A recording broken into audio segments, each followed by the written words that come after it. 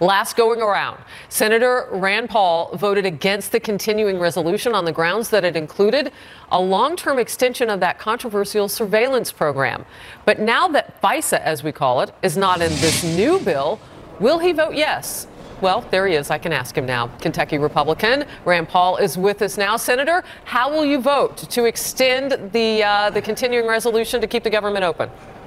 Well, I think we spend too much money. I mean, this year the deficit will be close to $800 billion. When I ran for office, I promised voters that I wouldn't continue to add to the debt. We have a $20 trillion debt. I don't think we should keep spending money this fast. The spending bill that will come before us will actually exceed the spending caps. So I will introduce a budget point of order that says we're breaking our own rules here, guys. You know, year after year, Congress will set their own self-imposed rules, spending caps, and we keep busting those caps and the deficits keep getting bigger.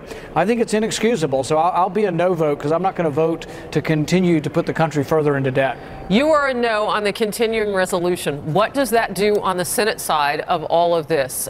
Will you need Democrats? Do you think it will fail? You know, they seem to always cobble together Republicans and Democrats who think it's very important that government be very big and be involved in a lot of our lives. And I'm for smaller government. I'm for a constitutional government that balances the budget. But they always seem to find votes. And it's interesting that the problem with the debt, the problem with unbalanced budgets is a bipartisan problem. In fact, some of the loudest voices in our country right now for increasing spending are Republican voices. But I'm one who says, look, we shouldn't run these kind of annual deficits. We have to do something about it. Are you going to put forth things that deal with keeping the military paid? Are you going to put forth things that keep CHIP, the health insurance for poor kids, going forth? The continued resolution calls for 6 more years of this. How will you push this forth so that people don't get harmed by this potentially not passing?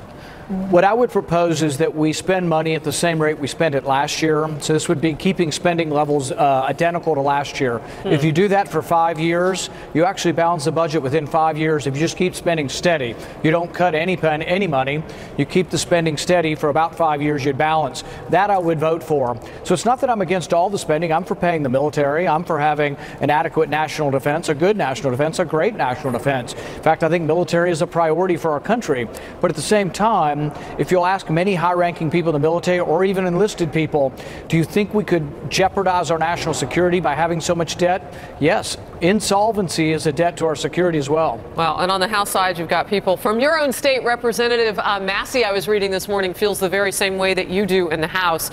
Will be a very interesting next 30 hours or so. Meanwhile, the Senate today, a short time ago actually, voted to renew a key provision of FISA Section 702. I know you were very against this, that barely advanced past debate earlier in the week, 65 to 34 today. You really wanted to filibuster that. What do you say now that it's headed to the president's desk? I think it's a mistake. I'd advise the president, if he asked me, is to veto it because the program itself is well intended. And I'm actually for the program that spies on foreigners in foreign lands.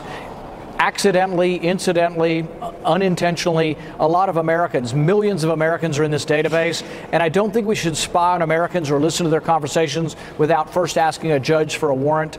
This is the Fourth Amendment. This is why we fought the American Revolution. So yes, I think the Bill of Rights and American privacy is very important.